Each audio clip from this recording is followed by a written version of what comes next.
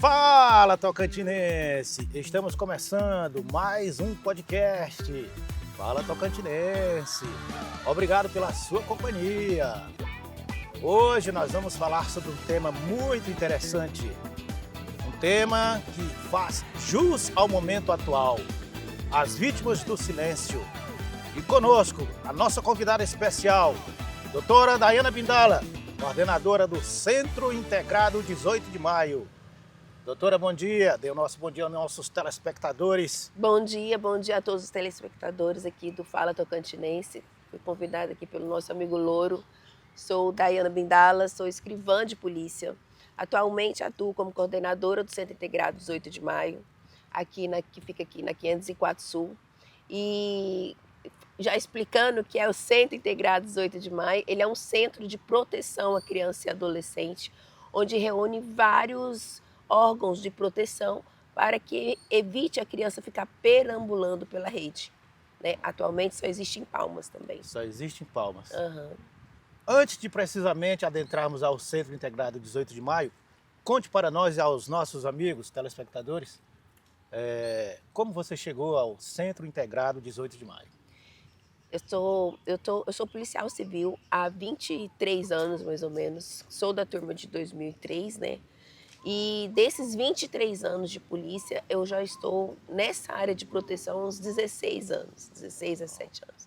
Foi onde eu me encontrei, né? Trabalhei como escrivã de polícia dentro da Delegacia de Proteção à Criança por mais de 10 anos. E lá eu falo que eu me apaixonei, assim, é uma coisa que a gente tem que trabalhar na área de proteção à criança, você tem que se identificar, você tem que gostar, porque não é fácil, não é prazeroso. Mas você pega como missão para a sua vida e segue. E aí, vendo essa missão, vendo o meu empenho, os meus chefes, né, imediatos foram me deram esse cargo no ano de... tem mais ou menos 5 anos que eu sou coordenadora do Centro Integrado, mas 2021, se eu não me engano. 5 anos, mais ou menos 2021. Isso, aham. Muito bem, então é preciso gostar de lidar com situações que envolvem crianças. Sim. E esse gostar é mais do que o gostar, né? É o amor em si. Eu falo que quem trabalha na área de proteção à criança e adolescente não é por dinheiro, não é pelo cargo, é por amor. A gente trabalha por amor, porque assim, a gente enfrenta muita situação. A área de vulneráveis, ela é um descaso, assim, eu posso falar, porque ela não tem muita visibilidade, porque não pode ter visibilidade, né, por causa da proteção em si, né? Mas ela é preciosa demais. Eu falo que a gente cuida do bem mais precioso do ser humano, da terra, que são as crianças. É por isso que nós chamamos esse tema de hoje de vítimas do silêncio. Vítimas do silêncio. Exatamente porque não podem ter muita exposição e ao mesmo tempo precisam de muita proteção. Precisa de muita proteção. Por exemplo, esse caso do menino Gustavo. Sim.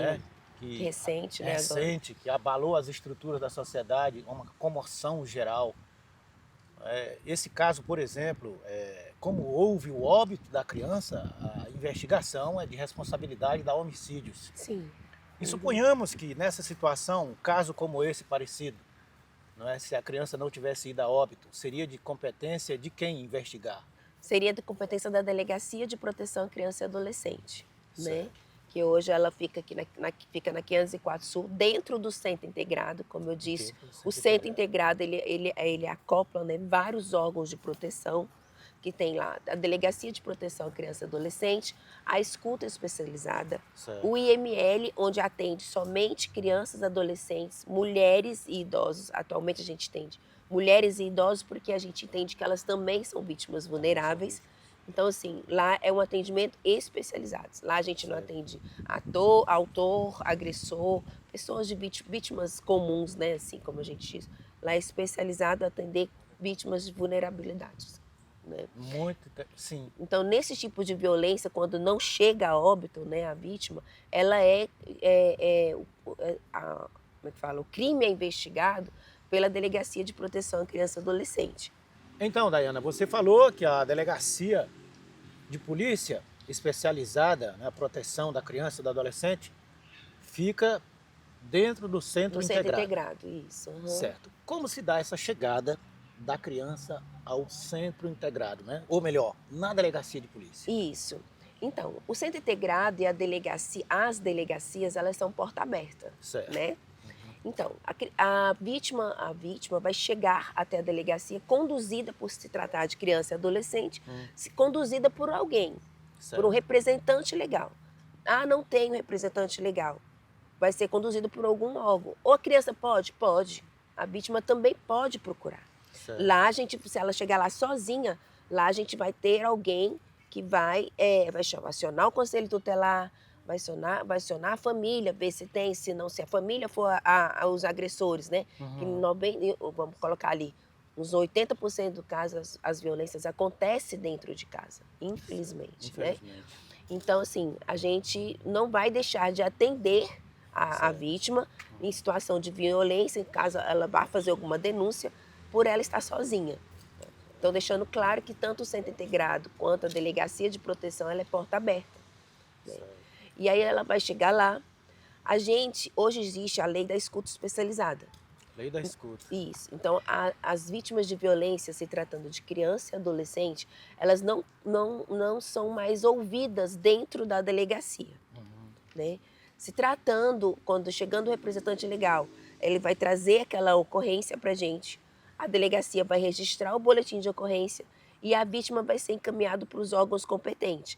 Quais seriam esses órgãos que ficam dentro do centro integrado? Certo. Vai analisar. É uma situação de abuso. Houve o abuso sexual? Houve ali, né, a lesão também, né, em caso de violência doméstica, houve a lesão, a gente encaminha para o IML.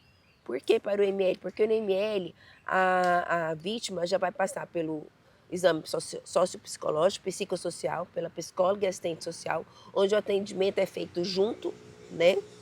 E depois ela vai passar pela médica, pelo médico legista, que vai fazer o exame de lesão corporal, vai fazer o exame de ginecológico, se caso necessário, ou de ato libidinoso, o que for feito ali naquela ocorrência, né? Se for feito de estupro, de violência física, né? Violência psicológica, que é um crime também, né? Certo. Então, assim, esse é a chegada e a condução da delegacia quando a vítima chega até o centro integrado e até a delegacia de proteção à criança e adolescente.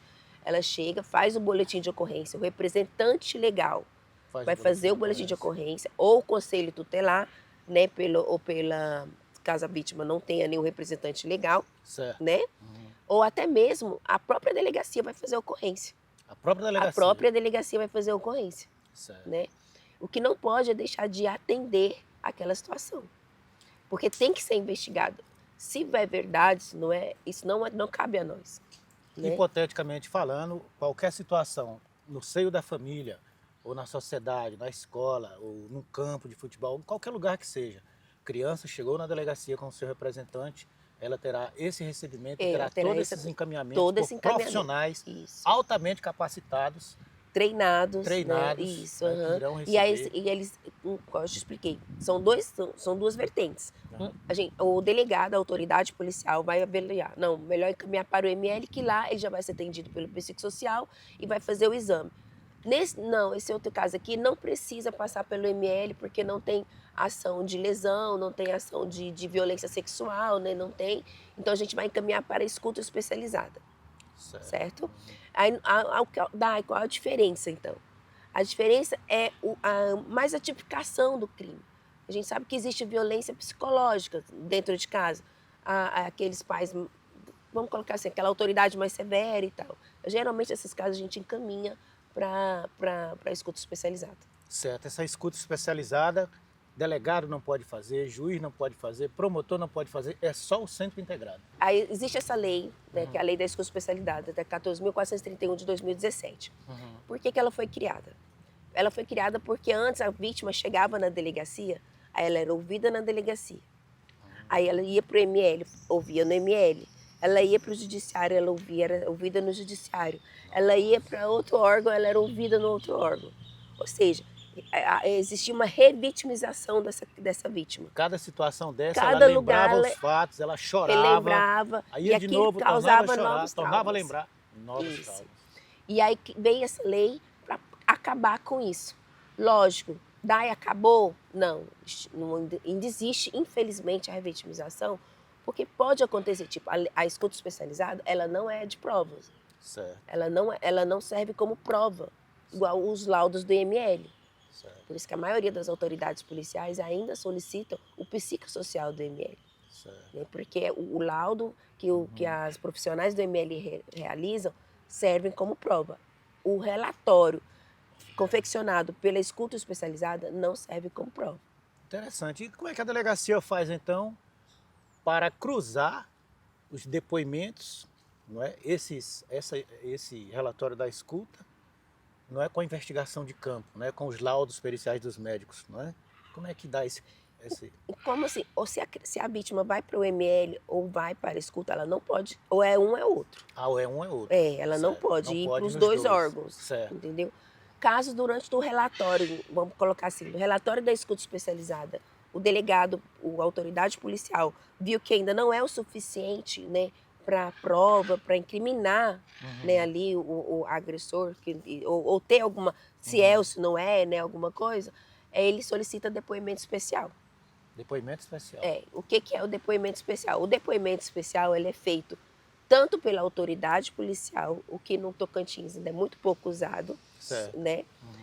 Ou feito no judiciário, que é mais usado.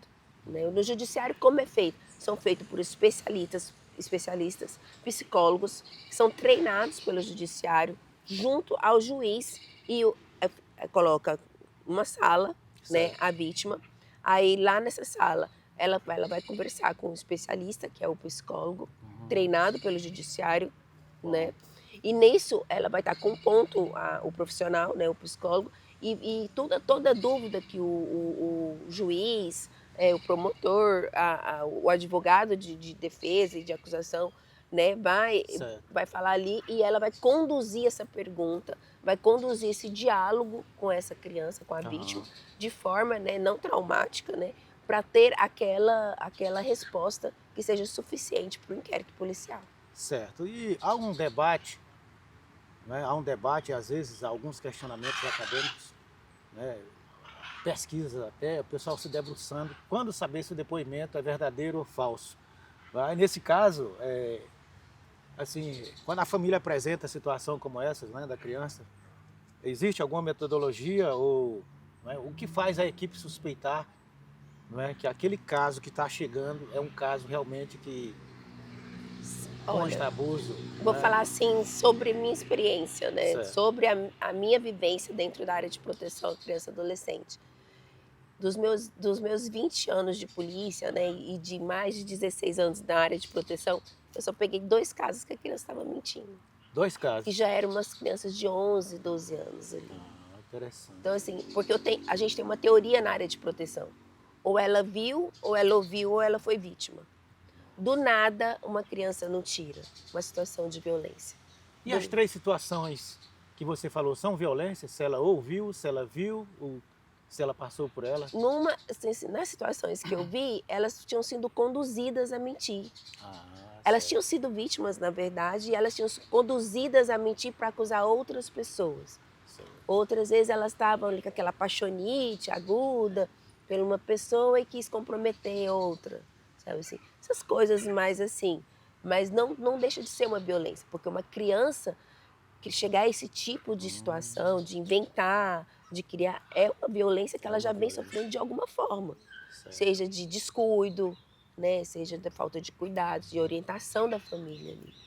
Então, assim, a criança não vem do nada contar uma história, né? Principalmente de sexual, de violência, sem não ter sido vítima de alguma forma, né? Seja ouvindo, seja falando, alguém falou para ela, alguém fez com ela, né? Infelizmente é assim. É por isso que alguns pais, às vezes, na escola também, hoje em dia, né? Tem uma colega que é professora, vários colegas, e eles dizem que a metodologia, para saber se está tudo bem na família, pede para a criança fazer um desenho da família, né? Diz que geralmente a criança desenha. Sim. Né? Cores escuras, é porque não está bem. Às vezes ela desenha ali alguém já com né, com a sua genitália e tal, aí já dá aquele questionamento Sim, e aquela sim. família já encaminhada para Tudo os isso a gente procedimentos. chama a atenção da gente. Tudo isso chama Tudo atenção. isso chama a atenção da gente. Até essa questão de violência mesmo, assim. Igual você falou, um desenho com uma criança desenhando o genital. Por que uma criança vai desenhar o genital? A criança vai desenhar uma criança bem, com saúde mental, ela vai desenhar uma casinha com flores, o sol brilhando, Que é o que se espera, né? Que ela né? Não desenhe. vai desenhar um genital. Por que ela desenha? Porque não é um foco da criança, né? Não é um foco.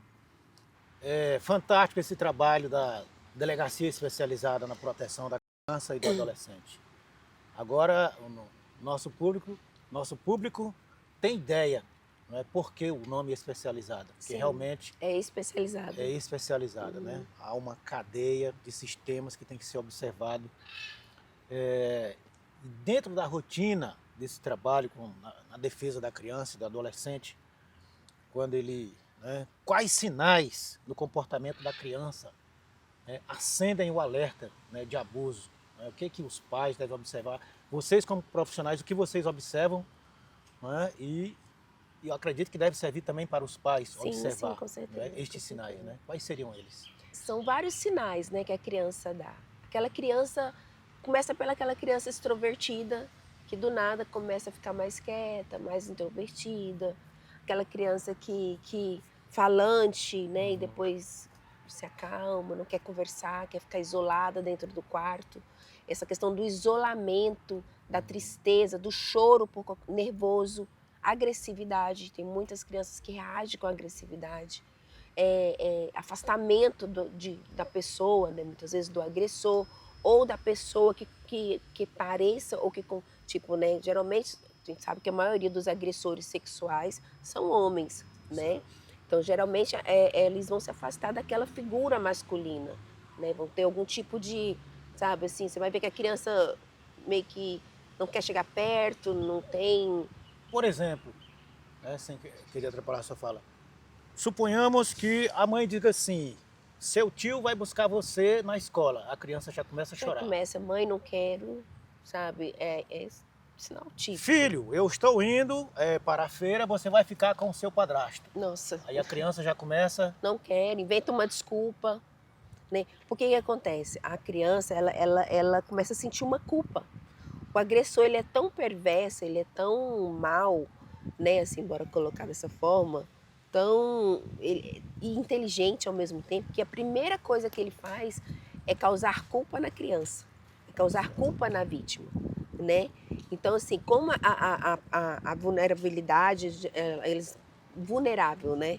Ou seja, eles não têm a mente plena, eles não têm uma mente de inteligência emocional que faz eles compreender que aquilo é errado, que ele é a vítima, que tá errado o que o tio tá fazendo, com o que o pai, o padrasto, o irmão, porque todos, né, assim, qualquer, hoje pode ser, né, né?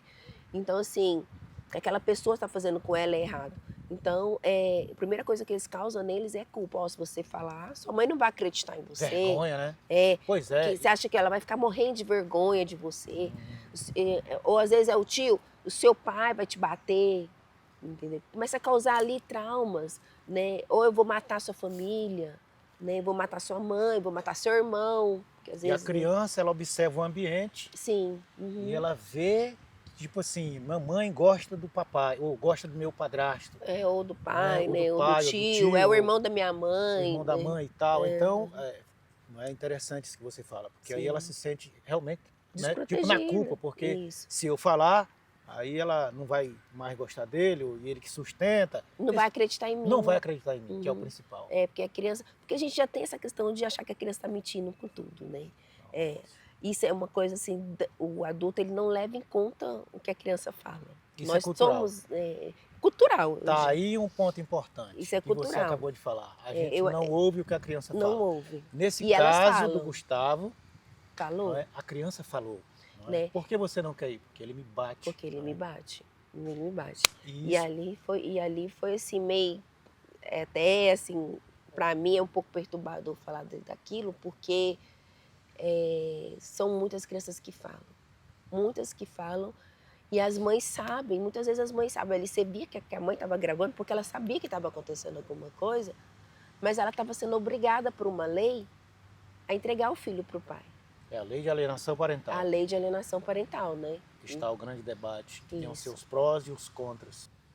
Já falando de leis, acredito eu, esses dias eu assisti um documentário, depois eu vou pedir para os nossos colegas da RE colocar o nome do documentário aqui no canal, logo aqui embaixo, porque esse documentário dizia que depois de adulto a pessoa sofre com aquelas, né, ela tem várias consequências, ela sofre com aquilo que, né, se passou com ela na infância. Né? Você vê, nós temos casos, não precisa nem sofrer uma violência sexual ou algum tipo de violência extrema. Violências dentro de casa, como ser muito rígido, né? Olha Ser só. muito assim, às vezes vai criar um adulto cheio de toque, né? Ou uma mulher, nós mulheres, né? Nós somos frágeis e nós sofremos, muitas vezes nós mulheres carregamos traumas dali da nossa infância. Né, de coisas que aconteceram com a gente e que às vezes a gente na vida adulta não entende por que escolhe um homem ruim para conviver, né? Aí vai fazer terapia, vai isso, aí entende. Tudo isso influencia. Né? Isso, porque influencia. A infância, ela influencia na sua vida adulta. A forma como você trata seu filho, a criança ali. Por isso que eu falo que ele é um bem maior, porque ele é o cidadão, o adulto de amanhã. Né? É o que vai conduzir. A gente costuma falar que é o futuro do Brasil, né? Isso, e é verdade. O futuro do mundo, né? O futuro do mundo. Então, se a gente não criar pessoas boas, criar pessoas com capacidades, né? Assim, saúde mental boa, seja ela emocional mesmo, sabe? Segura de si, segura de que pode, se acontecer qualquer coisa ali, ela pode chegar no pai, na mãe e contar.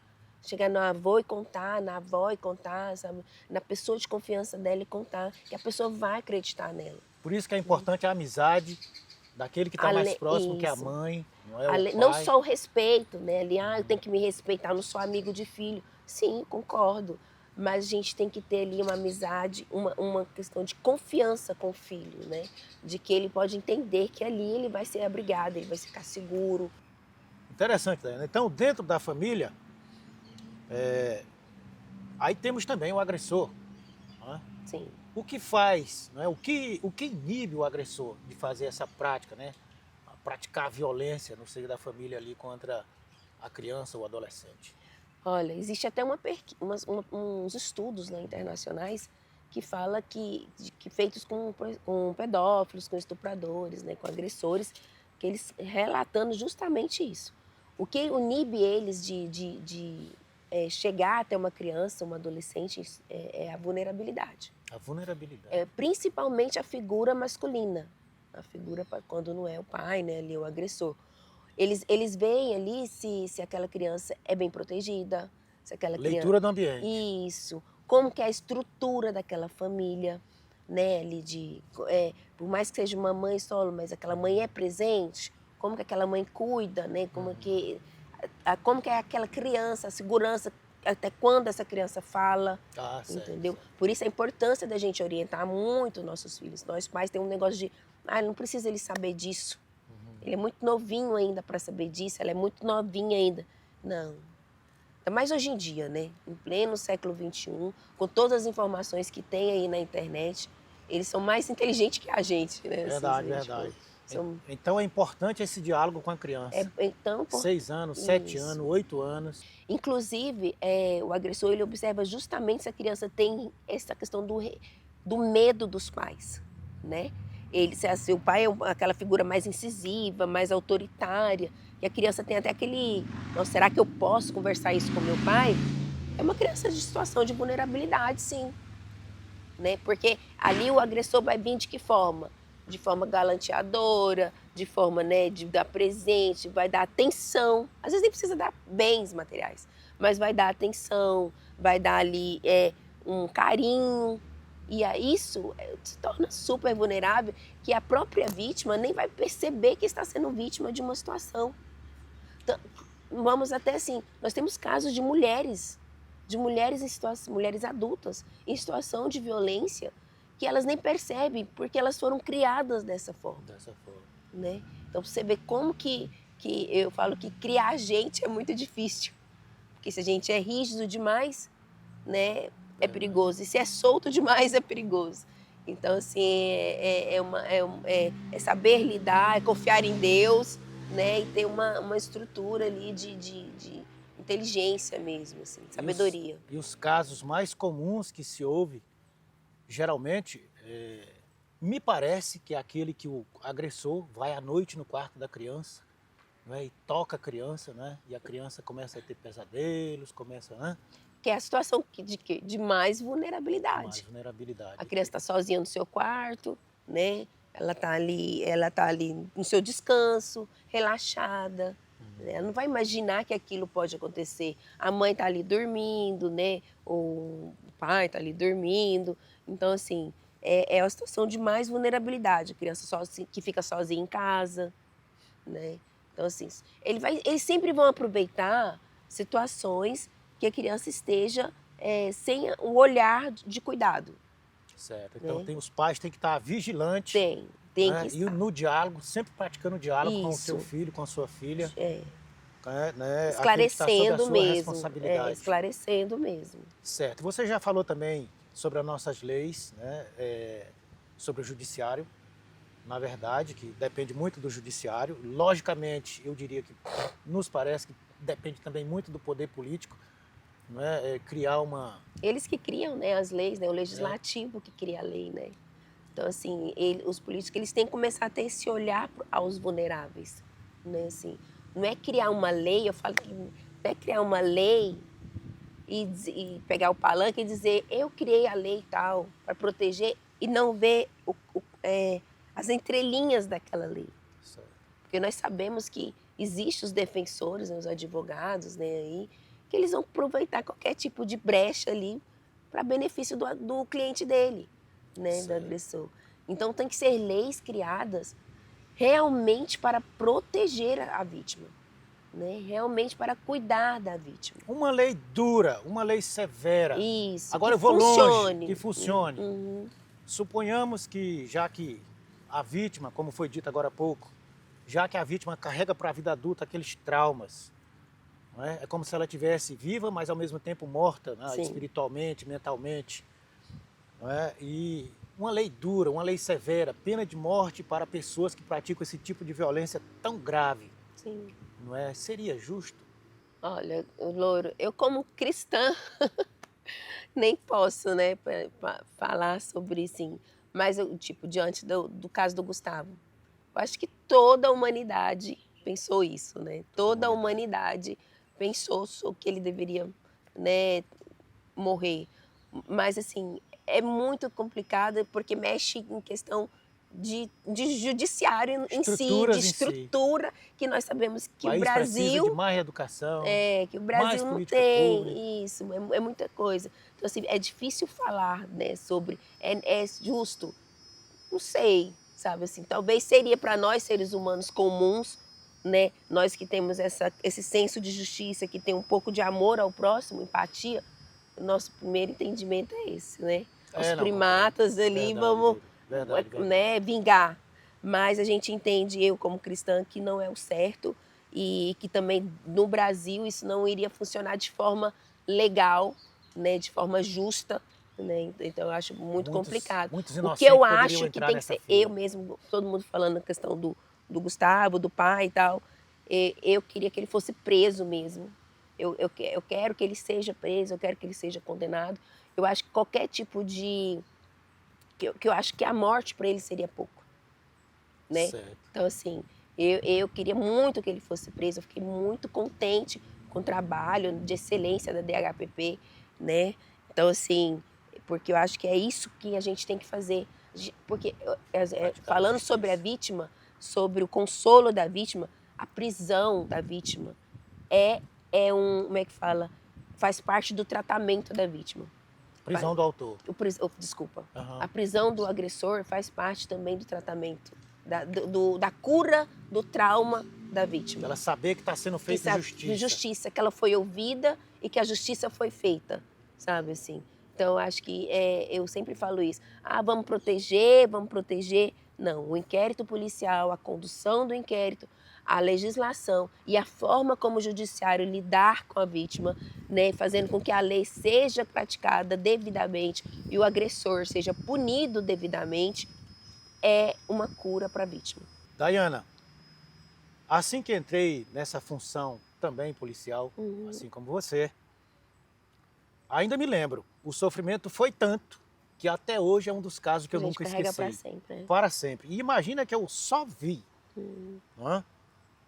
Uma criança de 7 anos, uma menina, loirinha, voltava do colégio, da sua escola.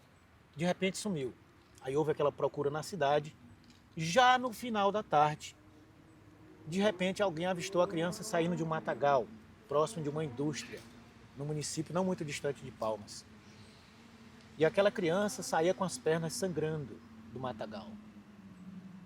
No interior era comum os pais deixar as crianças sozinhas, ir para a escola e voltar. E ela tinha apenas 7 anos de idade. Sim. E nesse caso, o agressor, houve uma busca, uma comoção geral, como sempre há. Conseguiram prender o autor e ele ficou nada mais, nada menos, pegou uma pena de 7. Antes de completar 4 anos, 7 anos. Antes de completar 4 anos, foi solto. Não é? Seria justo, então, pelo menos, já que não é cabível a pena de morte devido a esses tantos de contextos, mas o judiciário funcionando, não é? E deixando esse agressor preso perpetuamente, não é? Para apodrecer lá na cadeia, seria mais viável, né? Com certeza, com certeza. Pedófilo, o estuprador, ele sempre vai ser doente. É até provado, né, cientificamente, que a pedofilia é uma doença mental, né? Uma doença psicológica, não vou dizer mental, mas psicológica. Então, assim, a pessoa não tem cura. Então, se ela fez aquela vez, ela vai ser solta, ela vai fazer de novo. Ela vai fazer de novo. Isso é provado como A mais B, sabe assim? Então, assim, eu sou a favor, agora da pena não, mas de morte, né, que a gente estava falando há pouco, mas a retirar da sociedade. Esse pai mesmo, gente, ele castrar, se necessário for. Ele não tem um pingo de remorso, sabe, assim. E assim frio, são muitos. Calculista. O agressor, até porque ele não se vê nesse papel de agressor, né? Ele vê ali no papel de uma necessidade básica minha. Nós temos pedófilos que falam isso, que querem colocar que não é crime um homem, né, de sei lá quantos anos, pegar uma criança de 7 anos, de 5 anos, até porque eles sentem prazer no ser humano, independente. Isso é uma coisa que tem que deixar claro também, um pedófilo, ele não sente prazer por homem ou mulher, menina ou menino, ele sente prazer pelo corpo, o corpo que não tem formação. Por isso que geralmente são crianças ali de 5, 6, 7, 8, 10 anos. Porque a mulher, principalmente, né, com 11, 12 anos, ela já começa ali a questão da formação do corpo. Mas o pedófilo, ele sente prazer, seja homem, menino ou menina, naquele tipo de corpo. Muito bem. Então eu sou sim a favor da perpétua, eu sou. Bem pontuado, doutora Dayana, porque o nosso judiciário teve casos, né, de inocentar agressores, né? Muitos. Já recentemente, né, em alguns estados do Brasil, da Federação Brasileira, inocentar, né, pedófilos, inocentar pessoas agressivas, agressores de criança e de adolescente. Que isso possa mudar, não é? Sim. E como fica a carga emocional, né, dos profissionais que lidam nessas situações? Esse caso do menino Gustavo teve muita comoção, os profissionais que lidaram, né, ficaram muito abalados também. A gente fica muito, a gente meio que suga a gente. Assim, tem hora que a gente dá uma, sabe, assim, uma amolecida, parece que suga nossas forças, assim. Mas como eu te falei, a gente entende como missão, né? Quem trabalha na área de proteção à criança, na área de vulneráveis, a gente trabalha por amor de verdade, é real. E então é porque a sensação real é que a gente enxuga gelo. A gente está enxugando gelo, né? Assim, porque trabalha e a resposta e as mesas aumentando de processo, né? De inquéritos, de denúncias. Tinha que ser o inverso, tinha que diminuir. Reduzir, né? Sinal que as leis mas aí realmente precisa de capacidade, de pessoas, né? Assim, mais concurso público, aí entra o poder público, né? Tipo assim, tem que ter mais. O Tocantins mesmo está super defasado em questão de pessoal, né? De escrivão, hoje em dia são todos investigadores, né? Então, assim, precisa urgentemente de concurso público, né, em todas as áreas, de capacitação, né, de autoridade policial, de delegados, de escrivão, da pessoa, desde o porteiro ali, né, até porque hoje a escuta especializada, as áreas de proteção, elas são todas porta aberta. Então, se a vítima quer contar, a professora identificou uma situação de violência, ela pode fazer uma escuta especializada. No hospital, né, na UPA, na sua casa, ela pode fazer, né, e encaminhar para a delegacia, onde vai ser conduzido o inquérito policial. Então, existem vários tipos de violência, né? Como eu já falei, temos a violência sexual, a violência doméstica. O que é a violência doméstica? É a agressão física, né, de forma violenta, aquele que não leva a criança a criança que não vai para a escola, a criança que não se alimenta, né, priva a criança de alimentos, né, básicos ali, né, criança que está sempre suja, desleixada, abandonada. Isso também é uma situação de violência. Violência, né? Crianças emocional, aquela criança que só escuta palavras pejorativas, xingamentos, injúria, né? Essa também é um tipo que cai na violência emocional, psicológica. Sempre abalando a autoestima da autoestima, né? Como que fala? O emocional ali da criança, a segurança dela. Como você imagina, como é que um adulto vai crescer bem se toda a vida ele ouviu palavras pejorativas, né? Então esse também é um tipo de violência. Deixar a criança sozinha por longas horas ali, ir para baladas, né, e tal, também é um tipo de violência.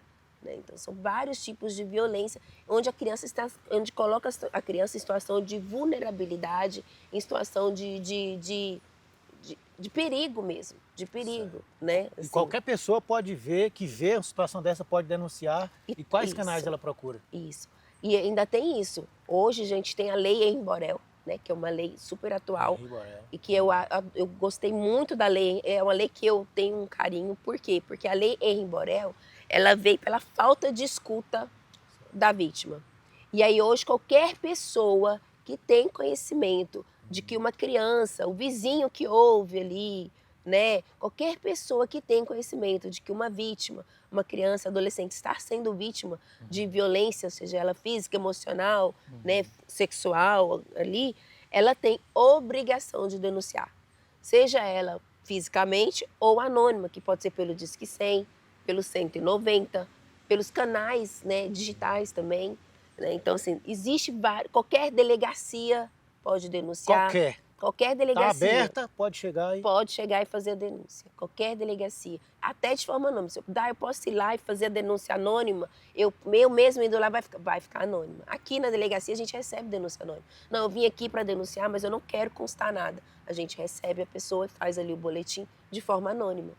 Entendeu? Então, assim, não existe, não tem como denunciar. Tem o Disque 100, tem o site do CNJ, né, do Conselho Nacional de Justiça, tem o 190, né, tem o 180, Disque 180 também. Então, assim, existem vários canais que podem ser feita a denúncia, sim. Né? Conselho tutelar também. Né? Senhoras e senhores, uma salva de palmas para a doutora Daiana. E muito obrigado por nos acompanhar até aqui. Já deixa o seu like, se inscreve aí no canal, faz aí o seu comentário e nos ajude aí compartilhando esse vídeo ou a parte que você mais se interessou.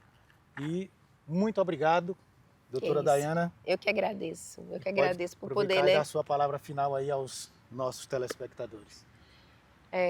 Eu falo assim, que se me deixar, eu falo horrores, né, sobre essa área de proteção, porque ela habita em mim, é uma coisa assim que eu tenho como missão mesmo.